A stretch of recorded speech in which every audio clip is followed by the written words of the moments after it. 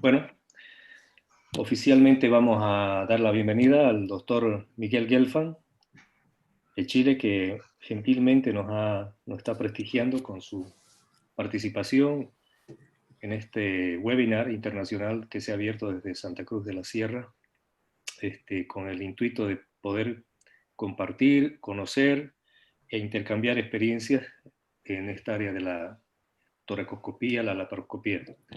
Miguel, bienvenido, muchas gracias por tu participación. Por favor, comparto la pantalla. Gracias. Gracias, Germán. Bienvenidos todos. Se agradece a Germán por la grata invitación y el honor de estar presentando junto a su grupo, así que el honor es mío, Germán. Un gran amigo, un gran cirujano. Germán me pidió hablar de temas de trampas de error o errores cómo evitar errores en cirugía mínimamente invasiva, en este caso hablar de atresia esofágica, pero antes quiero contarles, porque sé que la mayoría de la gente son residentes, y esa es un poco la idea de esta charla, es de dónde viene esto.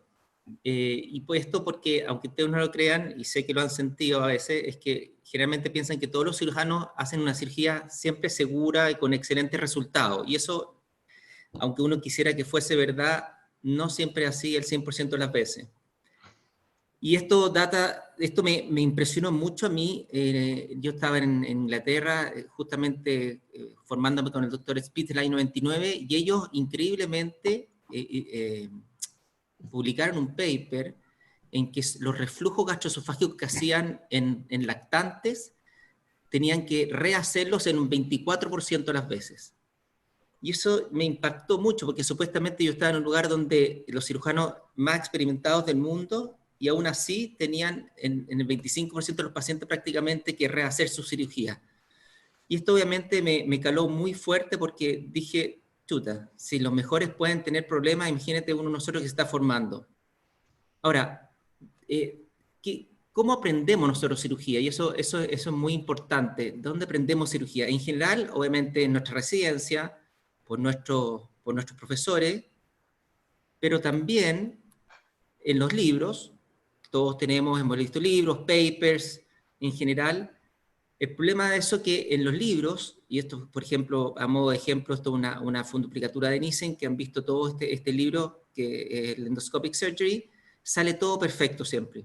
No hay ni un problema. Siempre se ven los segmentos, nunca sangran, nunca no hay nada pegado, siempre es fácil ver, y la cirugía termina sin ningún problema. Bueno, y además, si tenemos la suerte, vamos a congresos, vamos a hacer cursos, laboratorio, esto mismo de Germán, aprendemos de generalmente gente que tiene más experiencia que nosotros, pero lo que no nos enseñan finalmente es cuando pasa esto. A nadie le enseñan, a propósito, cuando uno está haciendo un Nissen y empieza a sangrar los vasos cortos, y uno no encuentra un vaso corto, y sangra, y no ve nada, y pierde la perspectiva, y no encuentra el vaso, y no puede hacer la cirugía. Bueno, eso pasa realmente, y pasa en toda la cirugía, y hay que aprender a ver o a capacitarse en cómo tratar de evitar esos problemas. Entonces, hay una cosa importante, sobre todo los anglosajones, que la tienen muy puesta, y esto me va a demorar 2 o 3 minutos más de entrar en el tema de atresia esofágica, que las complicaciones en cirugía muchas veces se refieren a trampas de error, que en inglés se llaman error traps. ¿Qué significa esto? Estos son actos o circunstancias ya que finalmente terminan con una consecuencia indeseable, un accidente, y son factores que conducen a error, y son prácticamente en 2 grupos.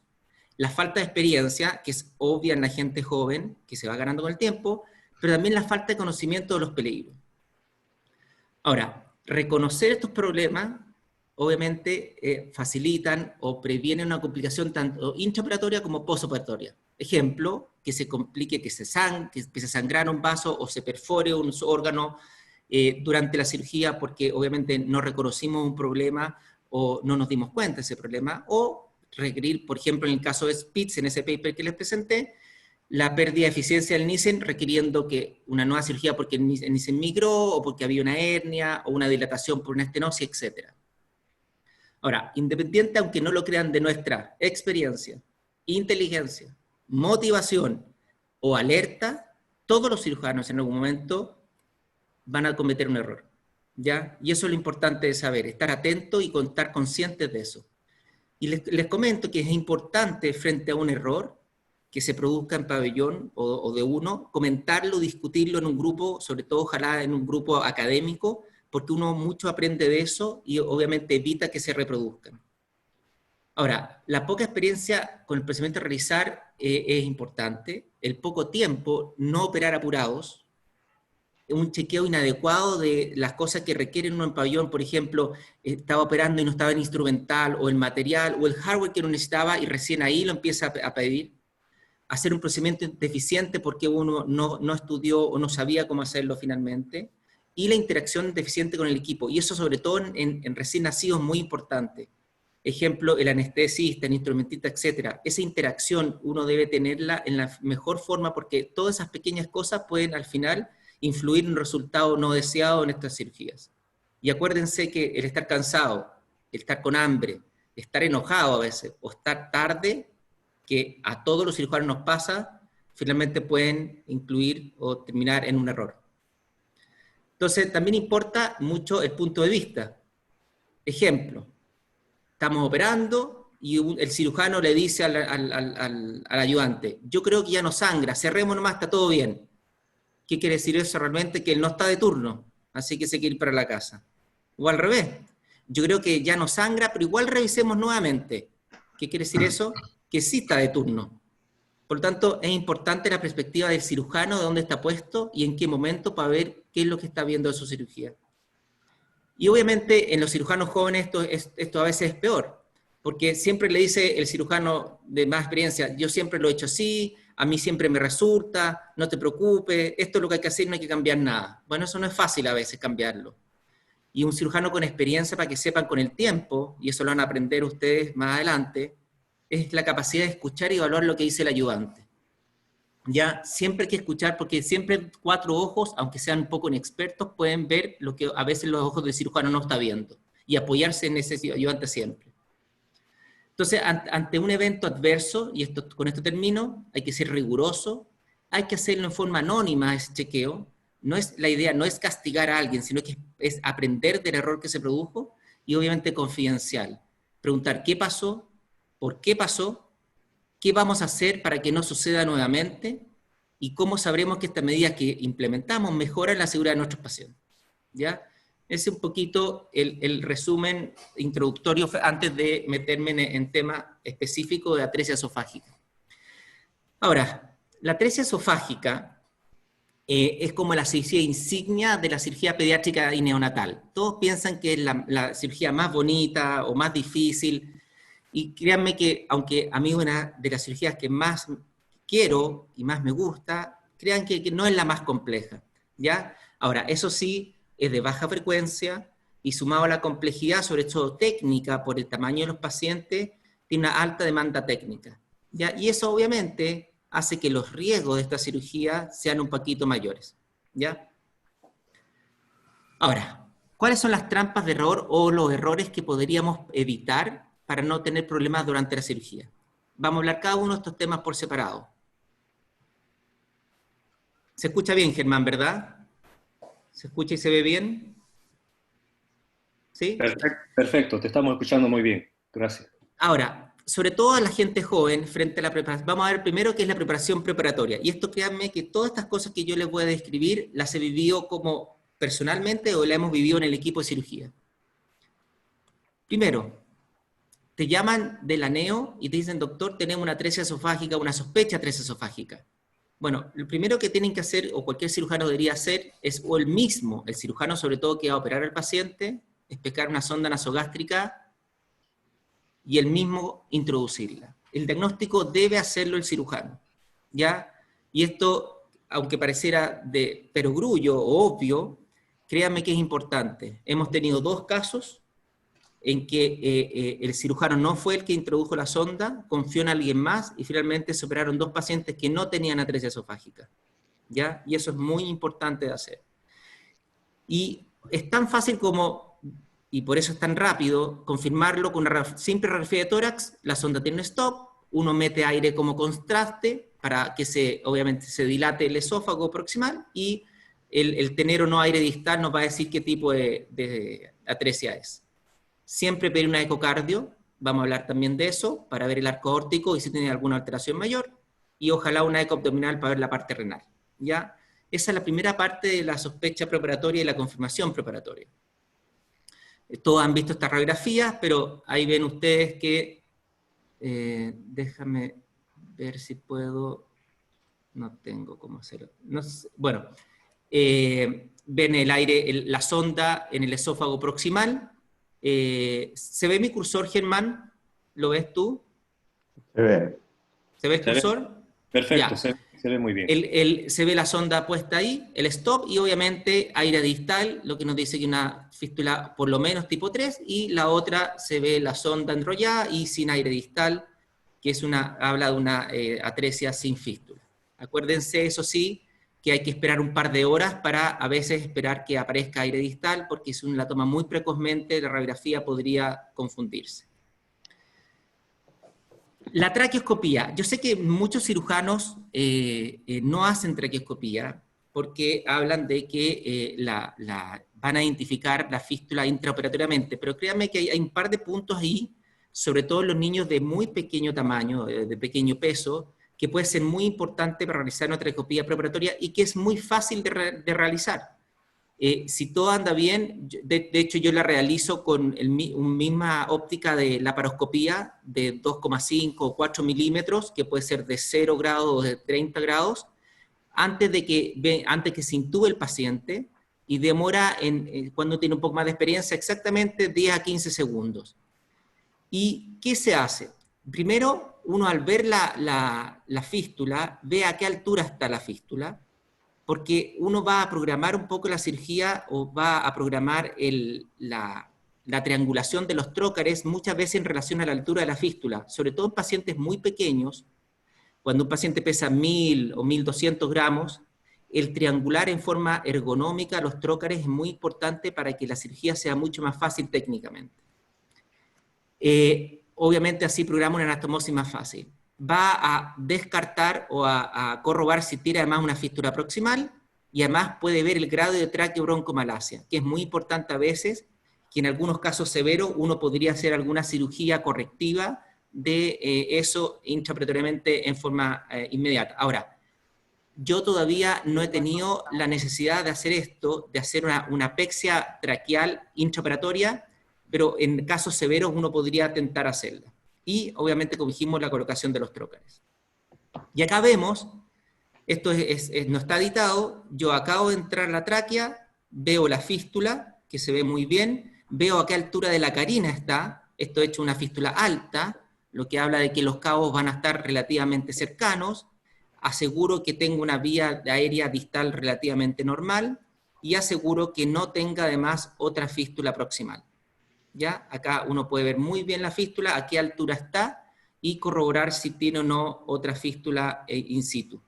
Y me retiro y veo el grado de traqueobroncomalacia, que en este caso no había prácticamente, no se colapsaba la vía aérea, y uno sale. En cambio, en esta fotografía, ven acá una traqueobroncomalacia severa, con colapso prácticamente completo del lumen traqueal, y uno podría a veces plantear hacer una apexia de la tráquea en ese momento intraoperatoriamente.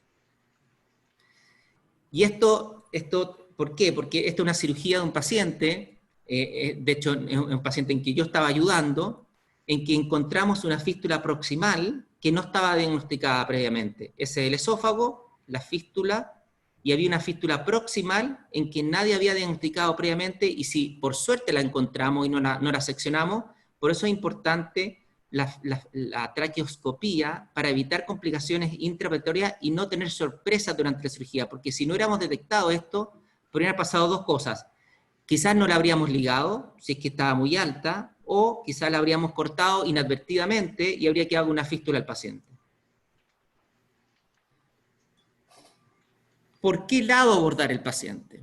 Y obviamente los pacientes en el 90 y tanto % se abordan por el lado derecho, porque el arco aórtico debe estar a izquierda, pero esto hay que buscarlo, no hay que confiarse. Ahora, ¿Por qué siempre hay que hacerlo en el fondo al lado contrario de la aorta descendente? Ese es el concepto, más que por el lado derecho o izquierdo hay que hacerlo por el lado contrario de la aorta. ¿Por qué? Porque tenemos mayor espacio, mayor exposición y mayor visualización. Hay que alejarse de las malformaciones que pudiera tener el paciente, sobre todo a nivel de cardiovascular, y en general la radiografía no es suficiente. En el 50% de las veces uno podría incluso hasta equivocarse en ver en qué lado está el arco aórtico solo con la radiografía. Por lo tanto, la ecocardiografía es lo que uno debería tener, ojalá, en estos pacientes para certificar a qué lado está el arco aórtico. Incluso a veces con la ecocardiografía puede ser difícil de verlo. Ahora, se puede hacer la cirugía donde está el arco, ¿ya? Lo que hace es que es mucho más compleja y la cantidad de complicaciones posibles son altas. Y aunque no lo crean, entre un 3 a un 10% de los niños con atresia esofágica tienen un arco aórtico derecho, ¿ya? Por lo tanto, hay que tratar de evitar entrar por el lado del arco aórtico en lo posible, y eso ojalá hacerlo con una ecocardiografía. Ahora, hay casos en que, con el error tipo 4, en cómo localizar el esófago y evitar alguna lesión bronquial. Hay casos en que son más difíciles y casos que son más fáciles de encontrar el esófago, ¿ya? Y hay algunos tips para no perder tiempo primero en encontrarlo y no dañar alguna estructura vecina durante esta exploración. Siempre en el esófago distal van a haber dos cosas: una insuflación rítmica por la ventilación y van a ver el vago siempre sobre el esófago. El vago, que se ve acá, siempre sigue el esófago. Por lo tanto, cuando uno no vea muy bien el vago o esté en tejido que está un poco inflamado, lo importante es ir a buscar el vago, y sobre el vago siempre va a encontrar tanto el esófago distal como el proximal. Pero ese es el fondo, el faro que nos ubica dónde está el esófago, que a veces puede estar un poco perdido sobre todo en algún tipo inflamatorio, o que tenga una pleura un poquito más gruesa. Y obviamente el esófago proximal, la sonda del anestesista va a ser nuestro faro que nos va a iluminar el camino a seguir. ¿Por qué? Sobre todo este es un caso de un paciente que tenía una fístula justo a nivel de la carina, y puede ser muy complejo saber cuál es el esófago y cuál es el bronquio, en pacientes sobre todo pequeños. Por eso tanto el seguimiento del vago y la traqueoscopía pueden ayudarnos a identificar y tratar de evitar una lesión de bronquio sobre todo. ¿Por qué? Esto lo hacemos, este es un paciente que vemos que la fístula estaba justamente a nivel de la carina. Ese es el bronquio derecho y este es el bronquio izquierdo, la ácigos, y está justo a nivel de la carina, justo en la bifurcación de la tráquea. Y lo que hacemos muchas veces antes de clampear el esófago, de seccionarlo, es clampearlo, o sea, colapsar el esófago y pedirle al anestesista que insufle el pulmón.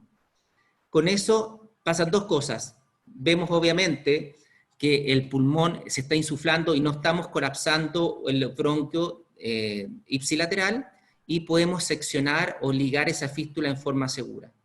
Ya yo lamentablemente nos han llegado pacientes operados en otros lados, lamentablemente con lesión del bronquio, sobre todo por esta maniobra, por no haberla hecho.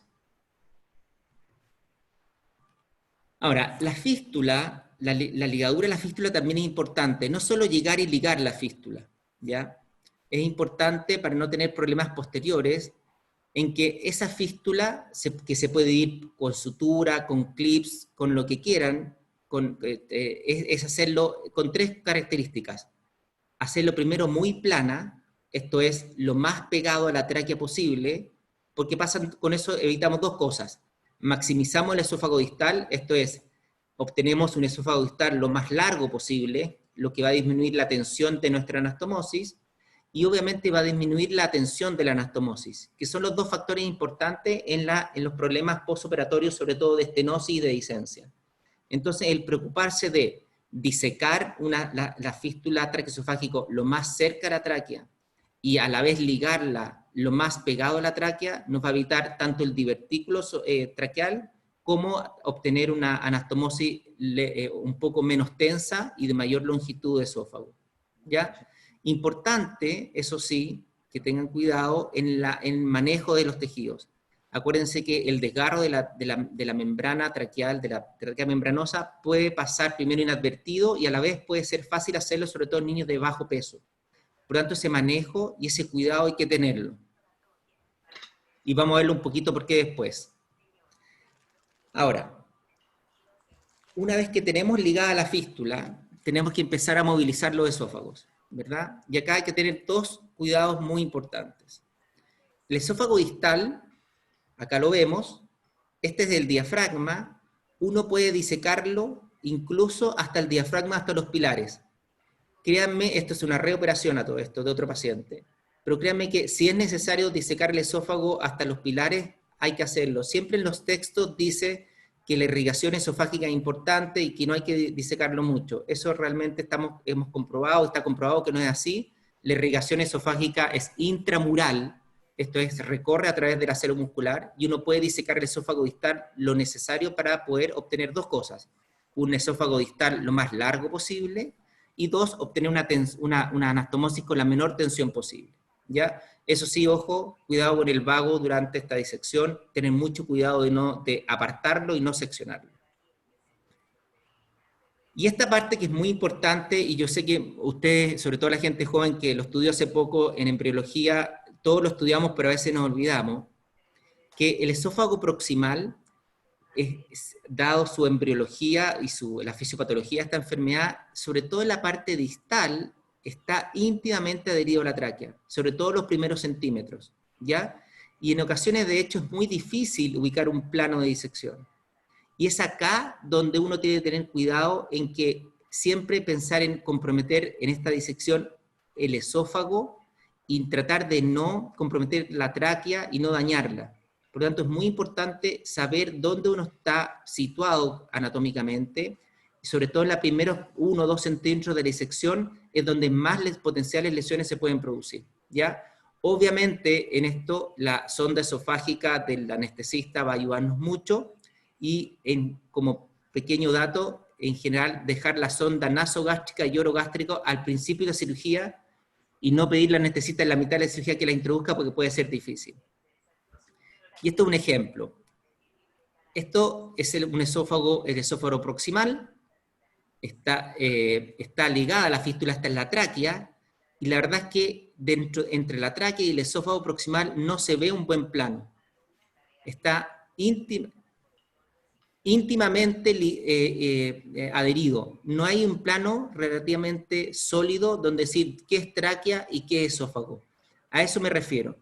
Y por lo tanto, cuando pase eso, mi sugerencia es que se distancien de la zona y empiecen a disecar el esófago más proximal. O sea, se alejan de la zona de la tráquea, van más hacia el cuello y empiezan a disecar el esófago distal a esta zona. Siempre acuérdense que el esófago proximal se empieza a separar naturalmente la tráquea a la medida que uno va acercándose al cuello.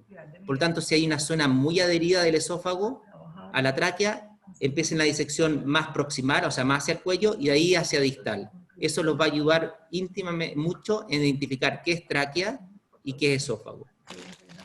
Y una vez que hagan eso, nuevamente, disecar el esófago lo más proximal posible, ojalá llegar hasta la lengua del paciente, eso es una exageración, pero esa es la idea, para tratar de disminuir la tensión lo más posible. Y esto es un paciente mío. ¿Por qué les cuento? Porque uno cuando vive las experiencias finalmente empieza a ver exactamente qué cosas son las más importantes para que no sucedan de nuevo, para evitar estas trampas de error. Este es un paciente mío que yo estaba operando. Yo ya tengo una experiencia grande, gracias a Dios, en atresia esofágica. Me siento muy seguro en hacer estas pacientes. Y eso fue mi error. Y les voy a mostrar esto para que vean. Estoy disecando el esófago. Esta es la tráquea. Este es el esófago proximal. Y yo estaba muy contento, estaba un poco adherido, pero la verdad es que no mucho más de lo que hemos operado. Es un paciente relativamente grande, y la verdad es que me distraje, y esto pasó porque no estaba completamente embebido en la cirugía, y esto pasa cuando uno tiene sobreconfianza a veces con sus pacientes, y como ven ahí, abrí la tráquea, ¿ya? Y eso pasó justamente porque no estaba preocupado exactamente en qué plano estaba yo disecando. Ahora, cuando les pase eso, el anestesista lo primero que va a hacer es gritarle a uno que qué hizo, porque obviamente la presión de la vía aérea va a bajar. Lo que simplemente hay que hacer es alejarse de la zona del desgarro de la tráquea, disecar mayormente el esófago en forma segura hasta poder exponer la apertura de la tráquea completamente. Eso sí, en general no pasa esto que esté tan adherido, pero un paciente, todos los pacientes son diferentes, y este paciente sí estaba muy adherido. Terminar la disección para poder exponer la tráquea lo mejor posible y la lesión de la tráquea lo mejor posible, y suturarla, ¿ya? Así como uno hace una sutura de tráquea común y corriente cuando hace cirugía abierta, lo que hicimos fue terminar la disección y le pusimos, ahí está la apertura de la membrana traqueal, suturarla con 2 puntitos de Prolene o PDS se puede hacer, pero Prolene en este caso usamos un Prolene 6.0, y cerrar el orificio y terminar la cirugía. Este paciente no tuvo ningún problema, uno asegura que la lesión de la tráquea esté cerrada, bajo agua, y no hay mayor problema. Acá vemos cómo estamos cerrando el orificio. Ahora, en cuanto a la anastomosis esofágica, la idea no es contarles cómo hacerla, pero sí importante los conceptos para no tener problemas posteriormente de la anastomosis esofágica. Ojalá que todas se vean así, y no me refiero porque es mía, sino que se vean que no estén tan tensas, que los 2 cabos estén bien abocados, que se vea un buen selle, ¿ya? Y siempre me preguntan los residentes cuántos puntos les va a poner. Uno pone los puntos que sea necesario para estar tranquilo con la cirugía, ¿ya? Pero lo importante es que ojalá sea una sutura lo menos tensa posible, y vamos a hablar un poquito de eso, cómo manejarse, hay mucha tensión más adelante, y que sea una sutura en que se vea sellada la anastomosis en 360 grados. Ahora, un pequeño truco que se puede hacer, sobre todo con las fístulas traqueosofágicas, es que nosotros en casi todos los pacientes hoy día, voy a parar esto un segundo, esta es el esófago distal, esta es la fístula ligada, que la seccionamos a veces casi no totalmente para no perder el esófago distal, la misma pleura que hemos abierto la cerramos sobre la fístula, y algo muy fácil de hacer y que se hace inmediatamente después de haber seccionado parcial o totalmente la fístula. Y lo que se hace solamente es ponerle un punto a la pleura, y algo fácil de hacer y que siempre se puede hacer en casi todos los pacientes, es ponerle pleura sobre la fístula para poder sacarla del campo operatorio y así disminuir las posibilidades de una recurrencia de la fístula traqueosofágica, ¿ya? Y lo que hacemos es poner la fístula bajo pleura para que no se apoye sobre la anastomosis.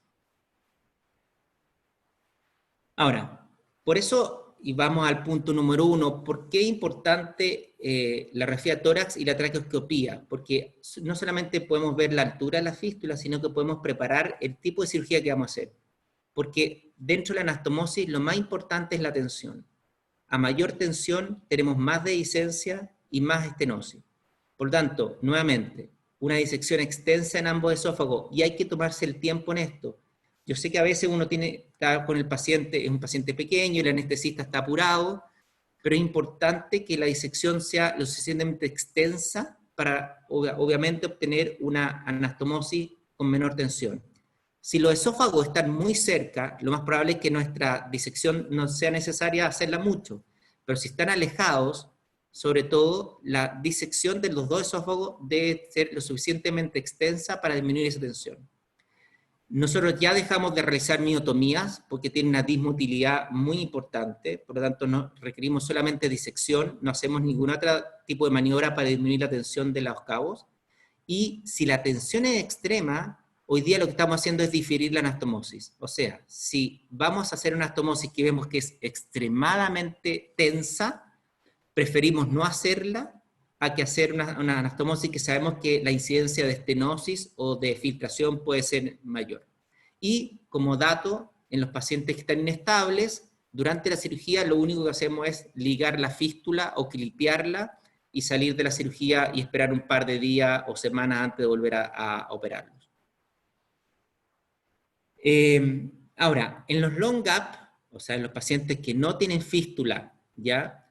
O en los pacientes en que la anastomosis es extremadamente tensa, hacemos dos cosas. Uno, sobre todo en los sin fístula, gastrostomía más mediciones, que es la típica approach que hacemos en general, que lo hemos hecho durante los últimos 20 años y nos ha ido muy bien, gracias a Dios, o en los últimos 2 años hemos empezado a hacer tracción interna temprana sin gastrostomía. Esto es en los pacientes que tienen un long gap o sin fístula, entramos, identificamos los dos cabos y hacemos una tracción interna, ¿ya? Y los dejamos entre 5 o 7 días y volvemos a cirugía para tratar de hacer la anastomosis. Esto es básicamente solo pensando en que la anastomosis sea lograda con la menor tensión posible.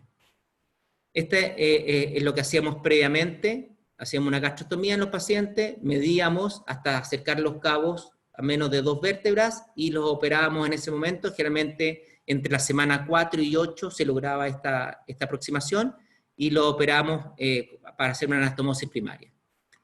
Este es un paciente que nació con un gap muy, muy grande y lo que hicimos fue una tracción interna de los dos cabos y los dejamos 5 o 6 días, entramos nuevamente y pudimos hacer una anastomosis libre de tensión. Esto lo decimos porque la tensión que había para la anastomosis era muy grande, veíamos los cabos muy, muy planos y muy tensos. Por lo tanto, los dejamos abocados durante 5 o 7 días de esta forma, y 5 o 7 días después entramos y logramos hacer una anastomosis sin ningún tipo de tensión, ¿ya? Esto obviamente disminuye las posibilidades de que haya estenosis postoperatoria o filtración postoperatoria. Ahora, y sobre todo en atresia esofágica, es importante que la gente sepa que, sobre todo la gente más joven, que esta es una enfermedad crónica. No, el paciente no termina con la cirugía. Los pacientes pueden presentar reflujo, estenosis, disfagia, tracomalacia.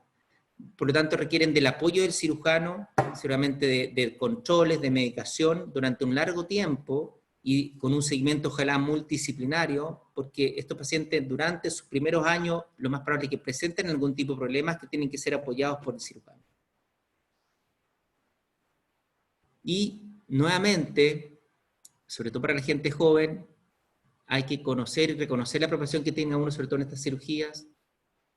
Aunque no lo crean, el alimentarse bien, el dormir bien y el cuidar de uno es importante para no tener complicaciones, conocer el entorno, conocer bien y preparar el objetivo de la cirugía, prepararse y planear, sobre todo el y si pasa esto, y si pasa lo otro, tener un plan B y construir los safety checks de rutina para que estas cirugías no tengan ojalá complicaciones ni intraoperatorias ni postoperatorias. Muchas gracias. Germán.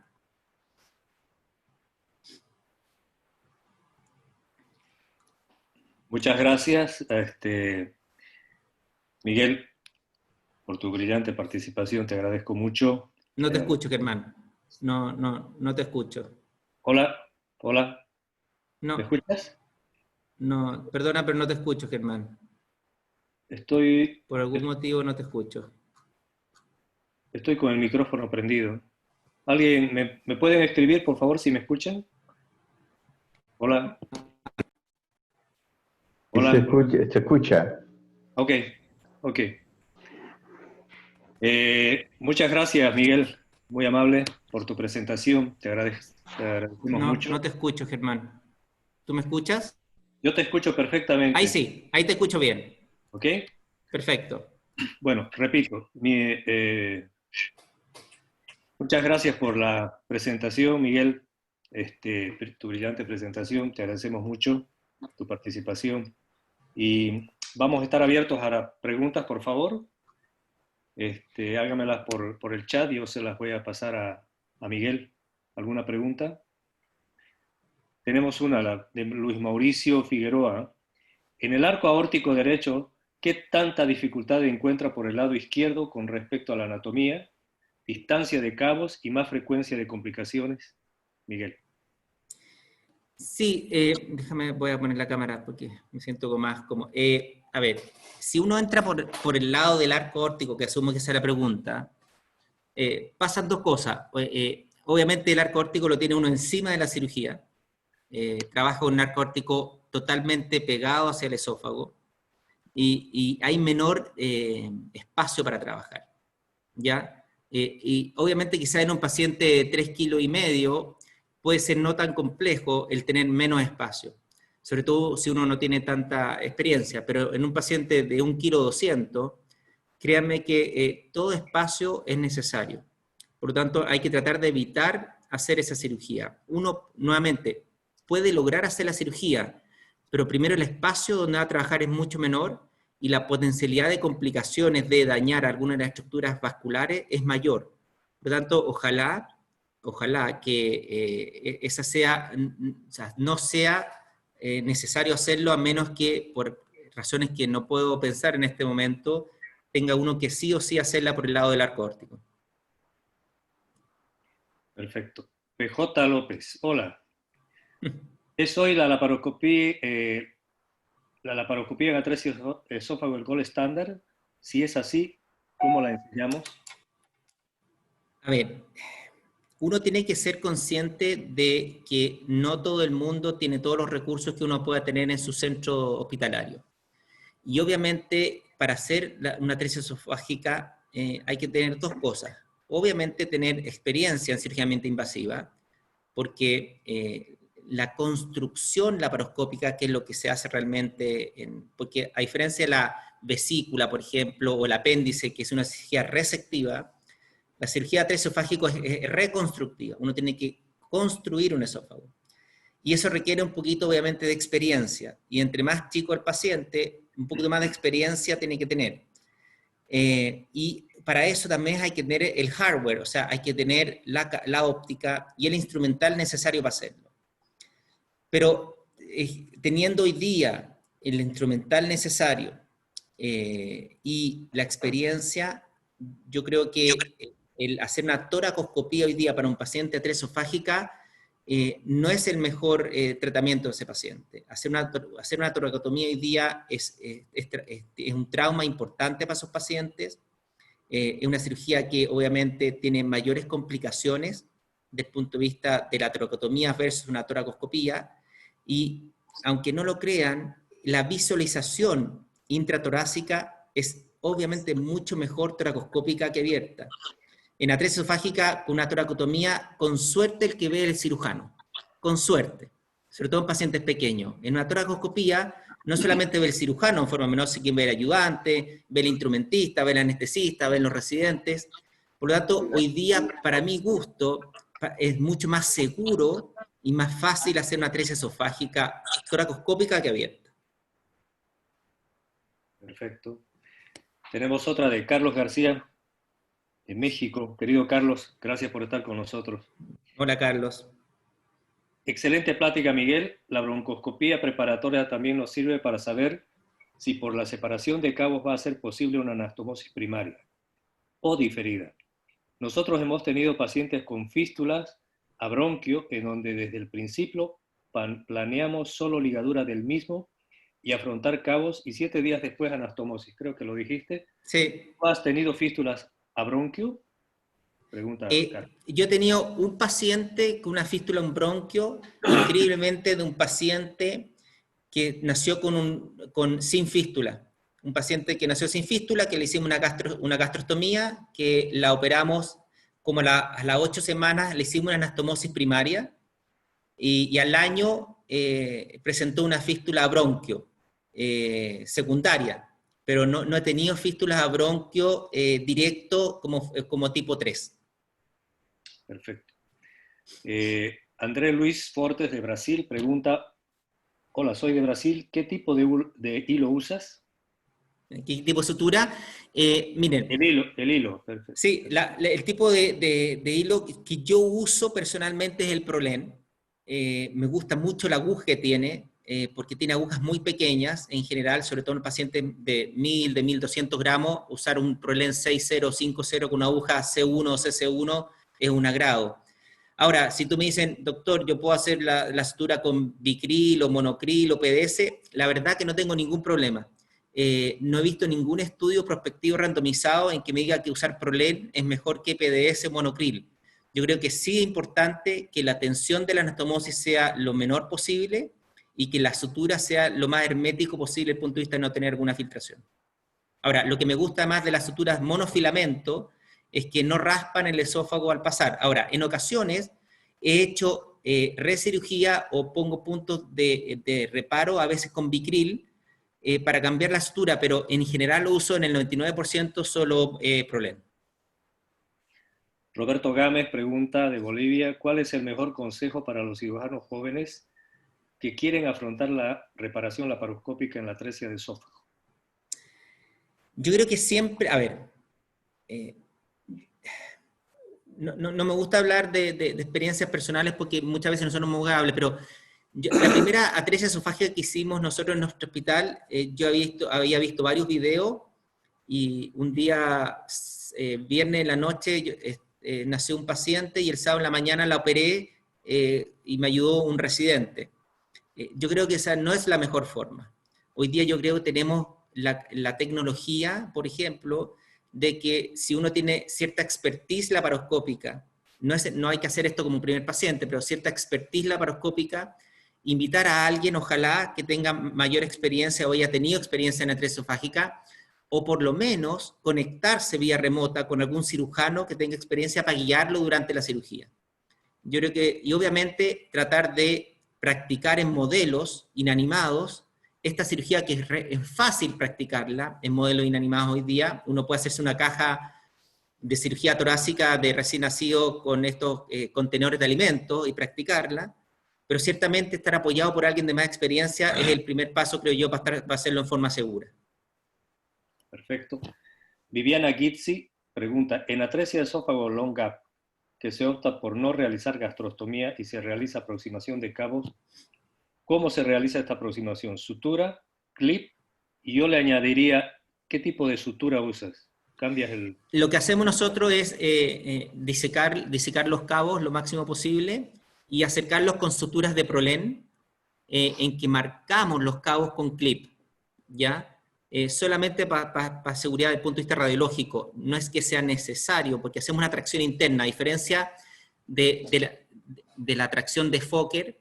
Esta es una tracción que no va aumentándose durante los días, o sea, uno hace una tracción, la deja estabilizada, lo hacemos con suturas, 2 o 3 suturas de Prolene, marcamos, eso sí, los cabos para ver que no se hayan separado, pero uno no hace nada durante los próximos 5, 6 a 7 días, y vuelve a entrar. Ya no es una tracción dinámica, es una tracción estática, por así decirlo. Y eso lo hemos hecho ya en unos 3 o 4 casos, yo personalmente, y gracias a Dios nos ha ido muy bien. Ale L23 pregunta, felicidades por la presentación. Me impresionó que no se haga ligadura de la vena ácigos. Mira, yo creo que los primeros 10 años o 15 años de entrada ligaba la ácigos, ¿ya? Más que ligarla, yo la secciono con hook, o la seccionaba con hook. Y la verdad es que lo hacía para tener mayor exposición del campo operatorio, ya porque en el 80% de las veces la anastomosis va a estar justo a nivel de las ácigos.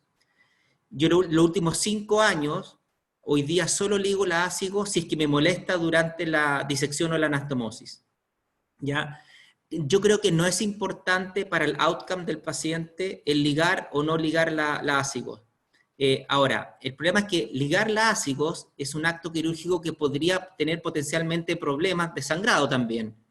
Por lo tanto, hoy día si es que no necesito ligarla y no me molesta, no la ligo y hago toda la cirugía con la ácigo intacta. Ahora, si en un momento me molesta lo suficiente como para comprometer una anastomosis, una disección segura, no tengo ningún problema y la saco. Ebrin Alcántara pregunta si se ha encontrado en atresia tipo 3B un long gap mayor de 3 centímetros y qué ha hecho en ese caso en el transquirúrgico. Mira, las definiciones de long gap hoy día, más que en tipo de atresia, se refiere a que es imposible o es muy difícil hacer una anastomosis en forma segura. Esto quiere decir que la distancia de los cabos no es lo suficientemente segura para o conseguir la anastomosis o que conseguir una anastomosis libre de tensión. De hecho, hay pacientes tipo 3 en que podemos poner un gap suficiente para que la anastomosis sea tan tensa que es mejor no hacerla. Por lo tanto, con estricto rigor, más que hablar de long gap o sin fístula, es que cuando tu anastomosis no lo logras hacer en forma segura o con poca tensión, lo que estamos haciendo es hacer una tracción interna. Perfecto. Lorena Jauregui pregunta si el paciente tiene dextrocardia, ¿por qué lado abordaría? Ha hecho 2 o 3 preguntas al mismo tiempo. ¿Qué clip usa? ¿Deja tubo de tórax? Perdón, la dextrocardia, nuevamente, me da lo mismo el lado de abordarlo, lo que sí hay que abordarlo por el lado contrario al arco órtico. ¿Ya? Es así de sencillo.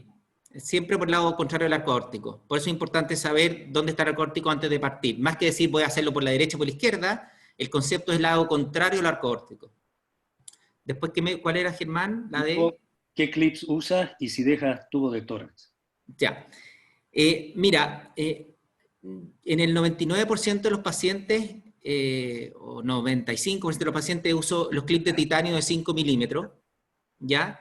Yo hasta el momento, y llevamos prácticamente 15 años haciendo cirugía de atresia esofágica tracoscópica, yo personalmente no he tenido nunca un problema con un clip de titanio como ligadura de fístula traqueosofágica. Yo sé que están descritos, pero a nosotros, gracias a Dios, nos ha tocado. Ahora, en los pacientes más pequeños, en los pacientes de 1 kilo, de 1 kilo 200, el clip puede ser muy grande y lo que hacemos es ligarlo. ¿Ya? Hacemos una ligadura de la fístula, que puede ser con Prolene, por ejemplo, para no meter un clip de un clip tan grande porque podría dañar alguna estructura vecina. ¿Dejas tubo de tórax y si cuánto tiempo lo dejas en ventilación mecánica? Ya, a ver, sobre todo la gente que está iniciándose en cirugía de este tipo, yo les recomiendo a todos los pacientes dejar un tubo de tórax, ¿ya? Por 2 motivos. Uno, porque en estricto rigor es más seguro para el paciente del punto de vista que vamos a quizás identificar alguna filtración más temprano que tarde. Y 2, porque un tubo de tórax pequeño no le produce ningún problema al paciente. Y dejarlo 2, 3, 4 días, si quieren, pueden sacarlo precozmente o esperar hasta el esofagograma. Ahora, yo en algunos casos no he dejado tubo porque estoy muy tranquilo y satisfecho con la anastomosis. Y durante la cirugía fue una cirugía que no tuve ningún problema, fue rápida de ese punto de vista, fue una cirugía limpia y no tuvimos ningún problema durante la disección de los cabos. Pero yo diría que en el 92% de los casos dejo un tubo, más que por el paciente, por mí, ¿ya? Porque yo me siento más tranquilo dejando un tubo, no porque el paciente lo requiera realmente. Y con respecto a la extubación, la idea mía es extubarlo lo antes posible. Ahora, si el paciente le dejo una anastomosis que no estoy tan contento de que va a estar un poco más tensa de lo que yo he querido, en general le dejamos por lo menos entre 2 a 4 días intubado y con sedo paralizado para tratar de que no traguen mucho y tratar de evitar que el esófago se mueva. Perfecto. Desde Perú preguntan,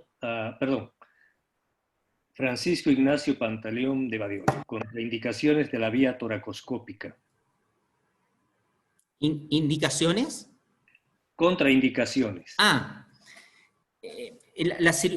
ver, en general, primero las contraindicaciones de cualquier cirugía, si los pacientes están muy inestables, obviamente no pueden ir al pabellón, y en estricto rigor un paciente que tiene quizás una cardiopatía importante, o que tenga un problema respiratorio anexo a la atresia esofágica importante, que no va a tolerar una intubación prolongada desde ese punto de vista, o que tenga problemas de CO2, uno tiene que pensar en si hacerla o no en forma tracoscópica. Ahora, en general, esos pacientes lo único que requieren es ligar la fístula y no operarlos, ¿ya? Si es que tienen fístula. Si es que no tienen fístula, esos pacientes no hay que operarlos y esperar que mejoren de la otra patología. pero en general la contraindicación precisa de la toracoscopía es la parte respiratoria, y si están con un compromiso respiratorio importante, lo más probable es que solo requieran una ligadura de fístula. Ahora, si van a requerir solamente una ligadura de fístula, uno puede conversar con el anestesista de que en general este es un procedimiento que dura un par de minutos, si lo hace gente con experiencia, y a veces es mejor hacer una toracoscopía, ligar la fístula e irse, que hacer una toracotomía completa solo para ligar la fístula. Jocelyn, de Perú, pregunta si es indispensable la intubación selectiva. No, nosotros nunca hacemos intubación selectiva en estos pacientes. Lo que sí es importante, y un dato que es importante mencionarlo, uno cuando hace la traqueoscopía preoperatoria e identifica la altura de la fístula, habla con el anestesista en dónde dejar el tubo, ¿ya? Y eso es muy importante. O sea, uno planifica con el anestesista en qué parte va a dejar el tubo traqueal para ojalá dejar excluida la fístula en la ventilación. Y por eso, otra de las cosas que ayuda a la traqueoscopía es que el anestesista tiene que saber en dónde dejar ese tubo para excluir la fístula durante la cirugía. Carlos Melo. Hola Carlos, ¿cómo estás? Hola Carlos. Gracias Miguelito, buena presentación. ¿Cómo inicias la anastomosis esofágica? ¿Puntos internos iniciales y continúas con los externos o tienes otra técnica?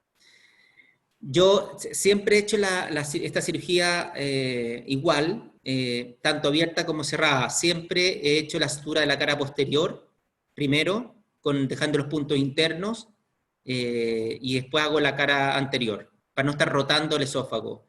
Y aunque uso Prolene, y mucha gente me dice, pero doctor, usted usa Prolene y deja los puntos por dentro, no pasa absolutamente nada.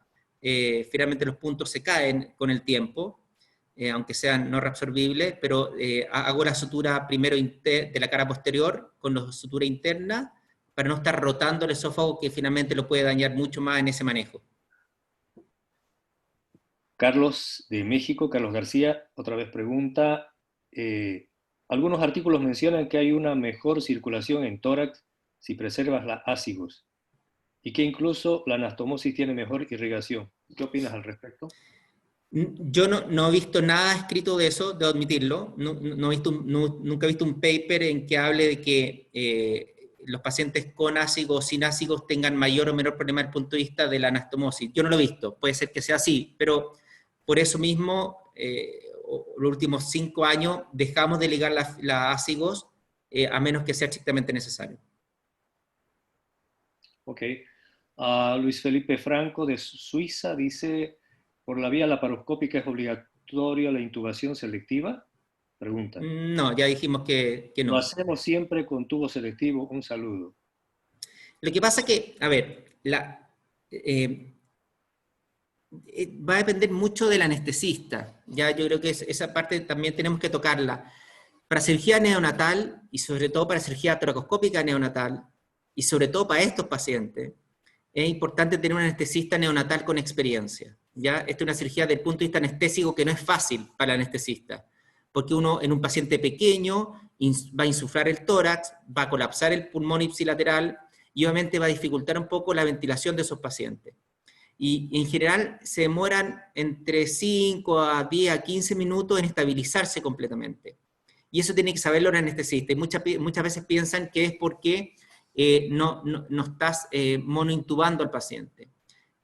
Yo en 15 años nunca hemos monointubado a un paciente para una atresia esofágica.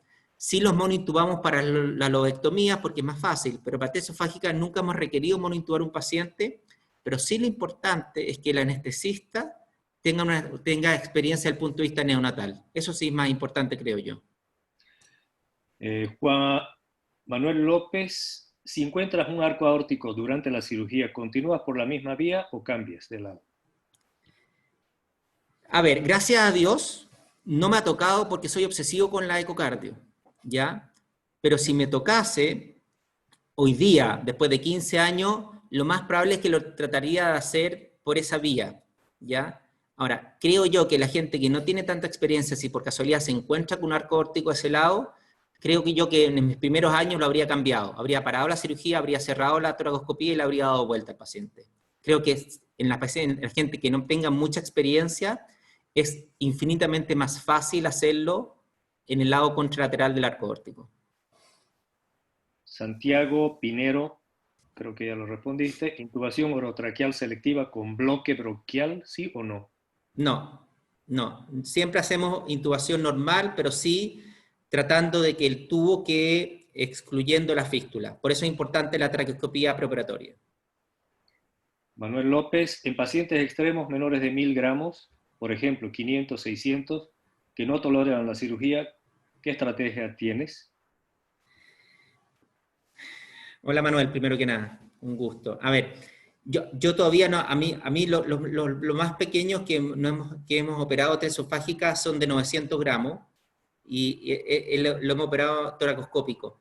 Ahora, si me tengo un paciente de 500, 600 gramos, veo difícil técnicamente hacerlo toracoscópicamente por el espacio y lo más probable es que trataría de hacer, lo más probable un abordaje abdominal, ligar la fístula y no hacer nada más, y esperar que el paciente crezca y hacerlo una vez que ya tenga, no sé, 1000, 1500 gramos, pero solamente ligar la fístula por vía abdominal, hacer una gastrostomía y no hacer absolutamente nada más. Santiago, ¿Qué es lo que yo recomiendo hacer en los pacientes que están, en los pacientes graves, sobre todo pequeños, en la gente que no tenga mucha experiencia, sobre todo de tórax o tracoscópica, lo más seguro es hacer una laparoscopía o una laparotomía, ligar la fístula por vía abdominal lo más alta posible, hacer una gastrostomía e irse, y no operar a ese paciente, ¿ya? Porque ese paciente puede ser operado sin ningún problema cuando pese 1,5 kg, 2 kilos, y no le va a pasar absolutamente nada. muy bien. Si se dejan los cabos aproximados, ¿cómo maneja la aspiración del cabo superior y alimentación cuando no hace gastro? Esos pacientes, a ver, dos cosas. La aspiración siempre del cabo superior, siempre hacemos con la sonda Replug, ¿ya? Una sonda de doble lumen con aspiración continua. Y como son pacientes que van a estar entre 5 a 7 días sin alimentación enteral, se le deja una parenteral, porque generalmente están entre 1 y 2 semanas sin poder alimentarse, que no es algo tan raro en recién nacidos. Marcelo Calcaño, ayer operamos a un bebé donde se realizó la traqueoscopía antes de la operación. Había una fístula traqueal esofágica amplia y era posible pasar el broncoscopio a través de él hasta el estómago. Además, la fístula estaba a 1 centímetro de la carina. El equipo de anestesia tuvo grandes dificultades para ventilar al bebé debido a la fístula ancha.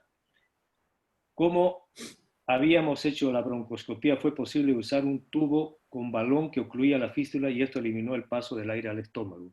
¿Tu opinión?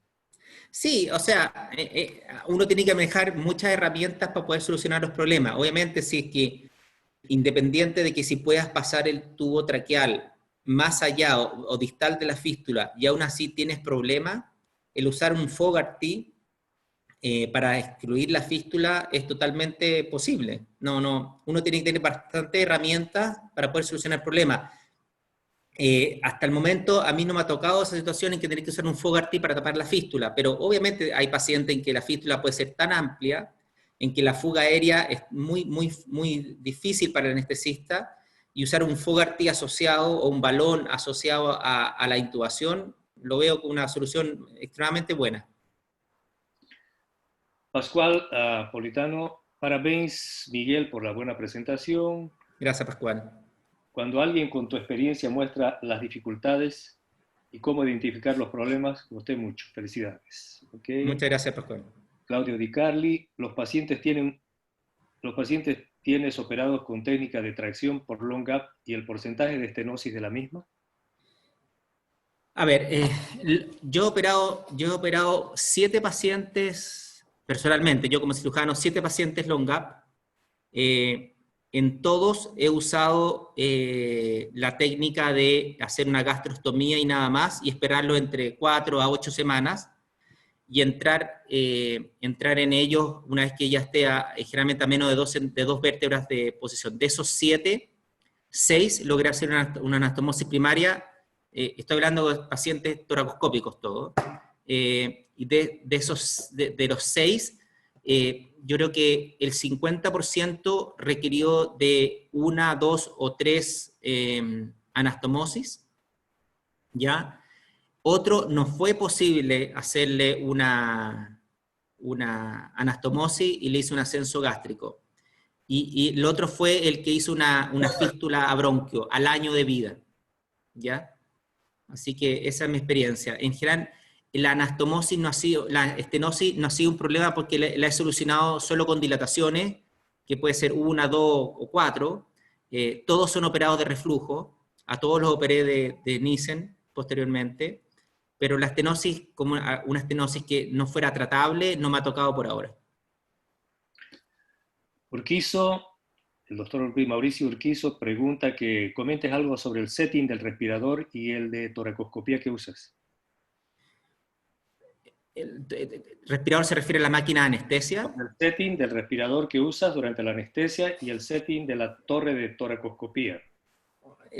Asumo que el respirador se refiere a la máquina de anestesia. O sea, ¿Seguro? el setting, a ver, nuevamente, la interacción con el anestesista es muy importante. Si tengo un anestesista que va a tener una presión de vía aérea muy grande, con un PIP muy grande, no va a ser posible hacer la cirugía porque no va a poder ver lo que estoy haciendo, ¿ya? Así que es importante hablar con el anestesista que el PIP y la presión de vía aérea sea lo menor posible para poder colapsar el pulmón con mi insuflación. A su vez, esa insuflación tiene que ser, ojalá, ser la menor cantidad de milímetros de mercurio posible, porque lo que no quiero es, obviamente, insuflar demasiado al tórax de ese paciente, sobre todo si son pequeños. Y desde el punto de vista instrumental, obviamente, mi recomendación es que no hagan ninguna atresia esofágica con un instrumental de 5 milímetros. ¿Ya? Es mucho más complejo, es mucho más difícil, y sobre todo si el paciente pesa menos de 2.000, 2.500 gramos, hacerla, si no tienes instrumental de 3 milímetros, es mejor ni siquiera intentarlo, porque la verdad que es extremadamente complejo. Hay algunas preguntas que quisiera juntarte por el tiempo. ¿Cuáles son los cuidados postquirúrgicos que recomienda? Y si deja sonda transanastomotica. Sí, de los cuidados postquirúrgicos, en todos hacemos el mismo protocolo. Obviamente los dejamos con antibióticos. En los pacientes en que la anastomosis tengamos algún tipo de precaución, los dejamos entre 2 a 4 días por lo menos mínimo, intubados y pseudoparalizados. A todos les dejo sonda transanastomotica, a todos. Lo más probable es que la gran mayoría no las necesite, pero nuevamente en estos casos es porque yo me siento más seguro dejándola, porque lo realimento precozmente al 4.º día, en general, si todo va bien. Y al 90% los dejo con un drenaje a trampa simple de agua, que lo más probable es que el 90% tampoco lo haya necesitado, pero nuevamente es para mi tranquilidad más que para los pacientes, y a todos les hago un esofagograma generalmente al 7.º día, entre el 6.º y 8.º día. Nuevamente, aunque el paciente no tenga problemas, las radiografías estén normales, uno dice, ¿para qué le va a hacer un esofagograma? Yo realmente creo que es más para el cirujano que para el paciente si es que anda todo bien, pero por lo menos certifico que la anastomosis esté cuán amplia esté la anastomosis y cómo está la función del esófago en ese momento.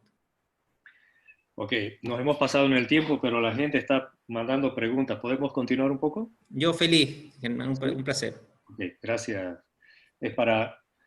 Estamos honrados con la presencia de todos, así que no quiero que nadie salga de acá con duda. En caso de fístula transanastomotica de esófago, ¿cuándo la reopera? Kleider. Perdón, si es que en algún momento tengo recibido una fístula, no, a ver, va a depender un poco de la fístula. Hay varias posibilidades de tratar una fístula, y va a depender un poco de qué tamaño y qué posición esté. Una posibilidad es usar TCA, ¿ya? Tanto endoscópico por vía traqueal, que hemos tenido en general buenos resultados, y si el TCA no funciona, lo operaría. Yo creo que en general la mayoría de las veces intentaría hacer un TCA primero, gracias a Dios no son muchos los pacientes, pero TCA primero, y si no resulta, seguramente cirugía. Galicia pregunta, hola Galicia, ¿cómo estás? Gracias por tu Hola, doctora presencia. Montesino, un gusto. ¿Crees que la cirugía debe centralizarse, dada la baja frecuencia de la patología? Yo creo que es difícil que si un cirujano ve una patología cada 3 años, eh, tenga le dé la mejor posibilidad de éxito sobre una cirugía compleja al paciente, ¿ya?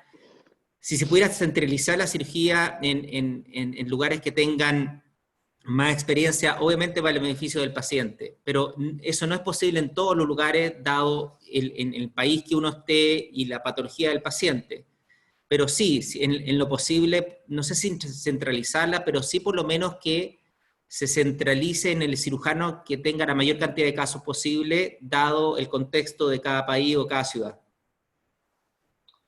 Gracias, Miguel. Una respuesta difícil. Gracias. De nada.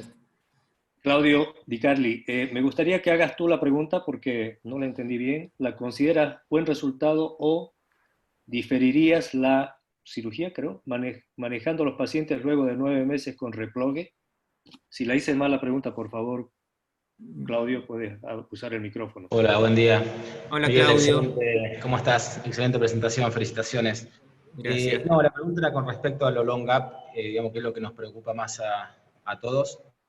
Si tus resultados, digamos, quirúrgicos comparados con la bibliografía los consideras, digamos, aceptables con respecto a esa técnica, porque nosotros en algunos pacientes, digamos, preferimos diferir la cirugía y no tratar, digamos, de hacer ya sea Kimura o tracciones o ese tipo de cosas. Si bien la experiencia nuestra no es grande, no nos ha ido muy bien con eso, quizás tú con más experiencia tengas mejores resultados, pero por ahí difiriendo la cirugía con un replog y manejando los pacientes en paliativo en la casa, puedas hacer una cirugía con mejores resultados, digamos, difiriéndola después de los 9 meses, ¿no? Gracias, Claudio, por la pregunta. Mira, generalmente mi experiencia va muy de la mano de la experiencia internacional en cuanto al manejo, en que estos pacientes, si los maneja de la forma, entre comillas, conservadora, que es solamente hacerle una gastrostomía y dejarle un replog en el esófago proximal, más del 90% de ellos va sin hacerle nada más, solamente dejarlos crecer. Si los vas midiendo, más del 90%, generalmente en las primeras 8 semanas, logras conseguir una distancia de menos de 2 vértebras. Una vez que consigues eso, o que se produce, porque no estás haciendo ninguna tracción, no les haces nada, solamente los vas midiendo, en más del 90% de los pacientes, generalmente dentro de los primeros 2 meses, vas a poder hacer una anastomosis primaria sin ningún problema. Creo que 9 meses no le veo el beneficio del porcentaje, ese 10% seguramente. Y estos pacientes lo hemos manejado, yo sé que es un poco largo el tiempo, pero los dejamos en la unidad, solamente con la sonda replog y alimentándose por gastrostomía, por entre 4 a 8 semanas, y una vez conseguía la distancia de menos de 2 vértebras, lo hemos logrado operar, y como digo, que por lo menos de los 7 casos que yo he vivido personalmente, 6 he hecho una anastomosis primaria, y de esos, el postoperatorio o el seguimiento a largo plazo ha sido muy alentador. Yo he estado muy contento con esos. Ahora, si es que esos long gap los vamos a diferenciarlos, si es que mejor o peor hacer tracción interna, todavía no tengo los números para eso, ¿ya? Pero lo que sí sé es que hacer la gastrostomía y esperarse de 6 a 8 semanas y ahí operarlos, nuestros resultados han sido muy alentadores y estamos muy contentos con ellos. Nos hemos pasado con 8 minutos de la presentación. Voy a hacer unas 2 preguntas más y después de estas 2 preguntas vamos a cerrar la sesión por una cuestión de tiempo. El manejo de la sedación posoperatoria, ¿cómo lo haces? En los pacientes que quiero dejarlos pseudoparalizados, lo hacemos así, los dejamos intubados y no los paralizamos totalmente, porque no es bueno para los pacientes desde el punto de vista del edema, pero sí los pseudoparalizamos para que no luchen contra el tubo y traten de no tragar. Y por lo menos unos 4 días, 2 a 4 días por lo menos, para asegurarnos no traguen. En el fondo, acuérdense que no es que no quiero que se mueva el paciente, lo que no quiero es que trague, para que no tensione la anastomosis. Y la última pregunta. En pacientes operados, porque hay dos personas que preguntan lo mismo, con fuga temprana al cuarto o quinto día, ¿qué es mejor realizar? ¿Cirugía o conducta expectante? Mira, de hecho con Jorge va a ser publicado seguramente en un par de semanas más un paper que hicimos de cirugía precoz en fuga, o sea, reoperarlos toracoscópicamente en los pacientes que han fugado en los primeros 4 días. Y Jorge había operado 2, yo había operado 2 también, y la verdad es que nos fue muy, muy bien, ¿ya? O sea, logramos identificar la dehiscencia y la resuturamos toracoscópicamente, y el resultado fue increíblemente bueno. El paciente dejó de fugar y no tuvo ningún problema. Ahora, dado que hoy día tenemos, o estamos usando el endovac también, o sea, el vacuum endosofágico, también es otra posibilidad. O sea, yo en una fuga temprana, si no es muy grande, lo más probable es que usaría un endovac, ¿ya? O sea, una aspiración endosofágica, que en general la experiencia, tanto nacional como internacional, ha demostrado que es muy, muy bueno usarlo. Quizás sea una fuga importante, precozmente identificada, lo más probable es que lo iría a reoperar, porque sé que si no lo hago, el endovac va a ser muy largo muchas veces de usarlo. Yo creo que ese sería mi approach hoy día. Muy bien. Primero, quiero agradecer al profesor Miguel Gelfand por su brillante presentación. Miguel, muchas gracias por el cariño de siempre. Te cuento que hemos superado nuestras expectativas, hemos llegado a 105, 108 concurrentes, un número que no habíamos alcanzado, y quiero que se quede un poquito en pantalla porque quiero compartir las próximas presentaciones.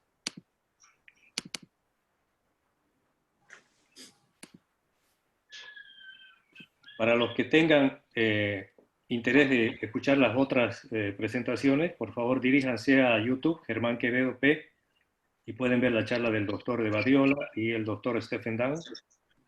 La próxima semana lo tendremos al doctor Anthony Caldamón con testículos no descendidos, un update. Y otra vez, Miguel, muchas gracias por tu presencia y hasta la próxima semana. No, gracias a ti, Germán. Un honor estar contigo. Además que te tengo mucho cariño y eres un gran cirujano, así que muchas gracias a todos por asistir y cualquier cosa, encantado de poder ayudarlos. Gracias. Hasta gracias pronto. a ustedes. Chao, estén muy bien. Chao, chao. Muchas gracias, Gelfand. Encantado, gracias a ustedes, un honor. Abrazo. Igualmente. Chao, hasta la próxima semana. Chao, estén muy bien, muchas gracias. Chao, chao.